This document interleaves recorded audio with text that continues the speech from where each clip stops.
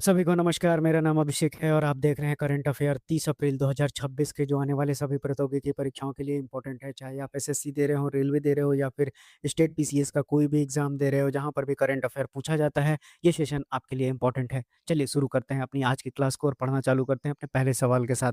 पहला सवाल आपसे पूछा गया है कि आईआरसीटीसी द्वारा लॉन्च किया गया Bharat Bhutan mistake mountain tour किस देश को कवर करता है। तो देखिए, भारत और जो भूटान है, इनके बीच में Bharat Bhutan mistake mountain tour IRCTC के द्वारा लॉन्च किया गया है। अब ये यात्रा इंडिया और भूटान दोनों देशों के सुंदर पहाड़ी और सांस्कृतिक स्थलों को कवर करने वाला है। अच्छा स्टेप है। आइए जानते हैं कि यात्रा कितने दिन की होगी। तो टोटल 14 दिनों का टूर पैकेज होगा।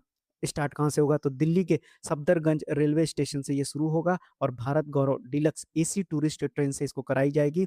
आप देख लीजिए भारत में कौन कौन से स्थान कवर होंगे। तो गुवाहाटी, शिलोंग, चिरापुंजी और हासीमारा रेलवे स्टेशन, जो भूटान के सबसे नज़दीक रेलवे स्टेशन है। वहीं बात करें तो भूटान में कौन-कौन सा स्टेशन कवर करेगा, तो फुएन सो लिंग, उसी तरह से थिम्पू, उसी तरह से पुनाका और पारो। देख सकते हैं, ये जो है प्राकृतिक सुंदरता और धार्मिक स्थल के लिए जाना जाता है।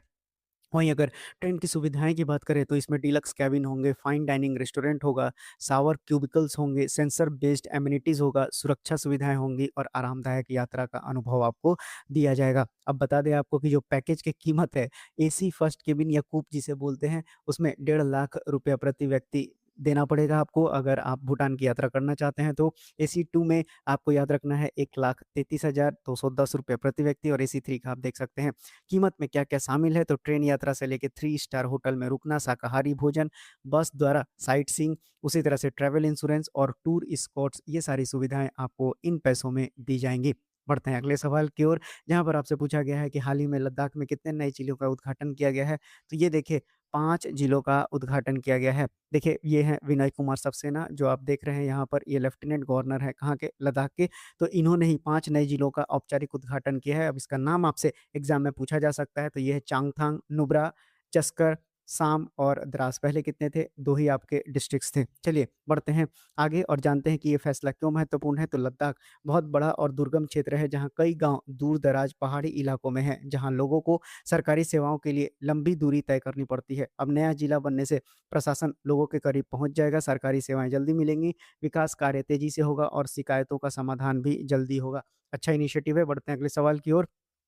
DPI at the rate 2047 strategic road map for Viksit Bharat report किस संस्था के द्वारा लॉन्च किया गया है? तो ये आपको नीति आयोग के द्वारा लॉन्च किया गया है। आइए जानते हैं इसके बारे में। तो DPI at the rate 2047 report 2025 से लेकर 35 तक की रणनीति बताती है, ताकि भारत 2047 तक विकसित भारत बन सके। मुख्य उद्देश्य क्या है? तो पहले डिजिटल सिस्टम का फोकस था, अब लोगों तक योजनाओं का लाभ पहुंचाना है। नया फोकस रोजगार बढ़ाने पर होगा, प्रोडक्टिविटी बढ़ाने पर होगी, अर्थव्यवस्था मजबूत करने पर होगी और टेक्नोलॉजी आधारित विकास पर फोकस होगा।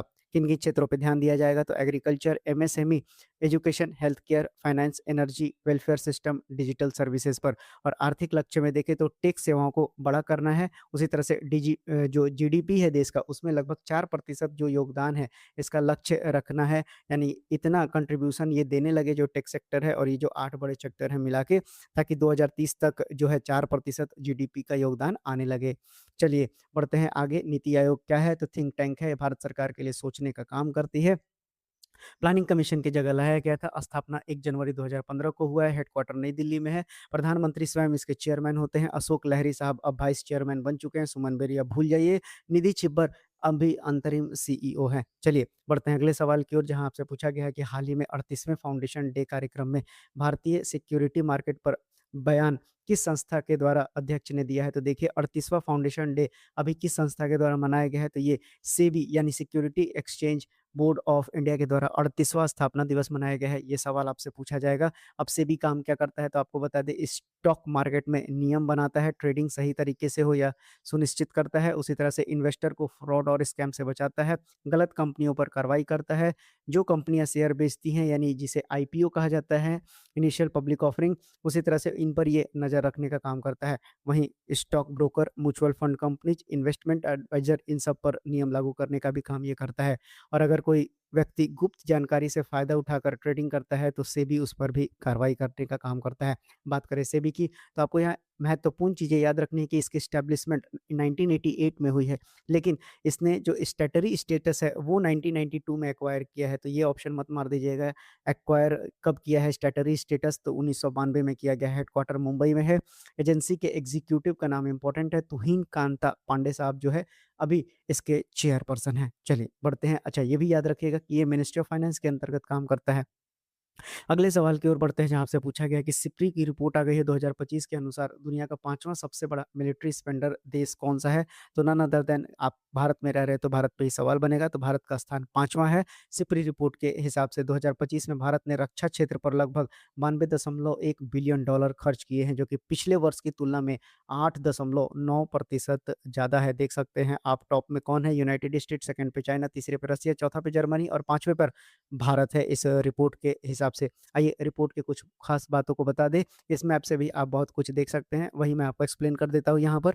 दुनिया में भारत की रैंक आप देख सकते हैं, यूनाइटेड स्टेट टॉप स्थान पर है, जो मैंने बता दिया। भारत दुनिया का सबसे जो है दुनिया का दूसरा सबसे बड़ा आर्म्स इंपोर्टर है। पहले रूस पर ज़्यादा निर्भरता थी, अब भारत जो है विविधता ला रहा है, यानी रशिया से भी, फ्रांस से भी, इज़राइल से भी और यूएस से भी, सभी से ये खरीदने का काम कर रहा है। आप देख सकते हैं यहाँ पर भी आप देख सकते हैं, आपको नाम याद रखना है किसके, तो ये 5वां कंट्रीज़ आपको इंडिया का नाम याद रखना है। वहीं अगर बात करें डिफेंस बजट के बारे में, तो भारत 2026 से 27 तक में रक्षा बजट में लगभग 7.85 लाख करोड़ रखा गया है, जिसमें fighter jet, warship, submarine, missile, drones और स्मार्ट वेपन्स बनाए जाएँगे। अब बात करें सिपरी की, Stockholm International Peace Research Institute है, जिसकी स्थापना 1966 में की गई थी। डायरेक्टर का नाम याद रखिएगा, करीम साहब हैं। हेडक्वार्टर सोलना में है। बढ़ते हैं अगले सवाल की ओर, जहाँ आपसे पूछा गया है कि नाइट फ्रैंक वेल्थ रिपोर्ट 2026 के अनुसार यूएचएनडब्ल्यूआई पॉपुलेशन के मामले में भारत का वैश्विक स्थान कितना रहा है? तो भारत का वैश्विक स्थान छठा रहा है। बढ़ते हैं आगे। यूएएचएनडब्ल्यूआई होता क्या है? तो ultra high net worth individual होता है, यानी ऐसे लोग जिनकी संपत्ति 30 मिलियन डॉलर यानी लगभग 250 करोड़ से अधिक हो। जब अब जान लेते हैं कि भारत में कितनी बढ़ोतरी हुई है, तो 2021 से लेके 26 के बीच में यूएचएनडब्ल्यूआई संख्या 63% बढ़ी है, लगभग 12,000 से बढ़कर 19,877 हो गई है। वहीं अगर स्टेट वाइज़ देखिएगा, तो मुंबई में सबसे रिचेस्ट लोग रह रहे हैं, यानी अल्ट्रा रिच लोग की बात की जा रही है।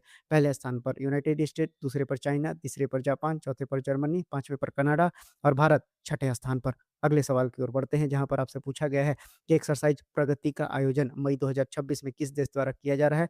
नन अदर देन भारत के द्वारा किया जा रहा है। कहाँ पर किया जाएगा? ये आपको याद रखना है, मेघालय में किया जा रहा है। टोटल कितने देश इन्वॉल्व होंगे? 11 फ्रेंडली नेशन इन्वॉल्व होंगे। देख सकते हैं 11 का नाम, जो भारत के आस-पास ही हैं, Laos, Myanmar, Seychelles, Bhutan, Cambodia. चलिए, बढ़ते हैं अगले सवाल की ओर, जहाँ पर आपसे पूछा गया है कि 13वें सुर ज्योत्सना नेशनल म्यूजिक अवार्ड समारोह में किन 2 प्रसिद्ध हिंदुस्तानी गायकों को सम्मानित किया गया है? इम्पोर्टेंट सवाल है। यहाँ पर सुमित्रा गुहा और लक्ष्मण कृष्णा राव पंडित जी को जो है म्यूज़िक के क्षेत्र में ये नेशनल अवार्ड है, इनको दिया गया है, इम्पोर्टेंट है, 13वां नंबर का है, इसको भी याद रखिएगा।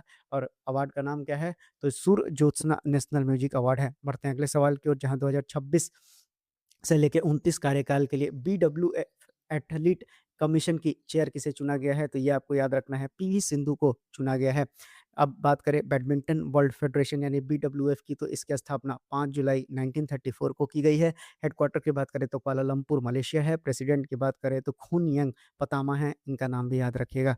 अगले सवाल की ओर बढ़ते हैं, जहाँ ऑबिचुअरी सेक्शन से आपको इम्पोर्टेंट सवाल है। आपसे पूछा गया है कि हाल ही में 87 वर्ष की आयु में दिवंगत हुए स्वामी मुनि नारायण प्रसाद किस गुरुकुल के प्रमुख थे? तो देखिए जो मुनि नारायण प्रसाद थे, अब इनका निधन हो गया है। ये किस आपसे गुरुकुल के थे? तो आपको पूछा गया है, तो ये वर्काला नारायणा गुरुकुल के कौन थे? हेड थे। अब ये क्या-क्या थे? तो भारतीय दर्शन और वेदांत के एक सम्मानित विद्वान थे, जिन्हें उनके योगदान के लिए 2024 में भारत सरकार ने पद्मश्री से भी नवाजा था। अब इनका निधन हो गया है। तो देखिए, ये था आपका आज का इम्पोर्टेंट करंट अफेयर सेशन, जो आने वाले सभी प्रतियोगिकी परीक्षाओं के लिए इम्पोर्टेंट था।